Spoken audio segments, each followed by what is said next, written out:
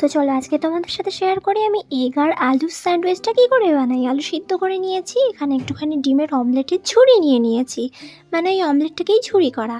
তারপর কিন্তু ক্যাপসিকাম, পেঁয়াজ, চিলি ফ্লেক্স, অরিগ্যানো, সাথে একটু চাট মশলা, সাথে একটু ম্যাগির ম্যাজিক মশলা দিয়ে ভালো করে কিন্তু মেখে নিতে হবে। আর এটাকে যদি এগ চিকেন আলু স্যান্ডউইচ করতে চান তাহলে ওই ডিমের ঝুড়ির সাথে একটুখানি চিকেনের ঝুড়িও দিয়ে দিতে পারেন, তাহলে কিন্তু ওইটা হয়ে যাবে।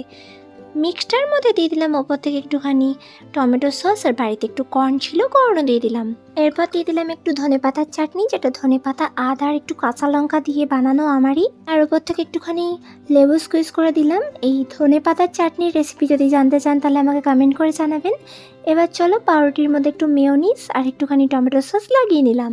না ছাড়ুন, এখানেই বলে দিচ্ছি, মিক্সার গ্রাইন্ডারে ধনেপাতা, একটু আদা, কাঁচা লঙ্কা আর একটুখানি চাট মশলা ভালো করে মিক্সড করে নেবেন, দেখবেন খুব স্পাইসি একটা টেস্টি চাটনি হয়ে গেছে। চলুন, এখানে আমাদের পুর তো রেডি। ব্রেডের এক পাশে মেয়োনিজ আর টমেটো সস আর এক পাশে এরকম ধনিয়া চাটনি, তারপর পুর, তারপর একটুখানি চিজ দিয়ে ভালো করে কিন্তু আটকে নিলাম। ব্যাস, আমাদের টোটাল কাজ কমপ্লিট। এবার ফ্রাইং প্যানে একটু বাটার লাগিয়ে লাগিয়ে সুন্দর করে ভেজে নেবো। আপনার এই মিক্সটার মধ্যে যে পুরটা বানালাম সেখানেও একটুখানি টক দই কিংবা একটু মেয়োনিজ দিতে পারেন, তাহলে আরও জুসি হবে ব্যাপারটা।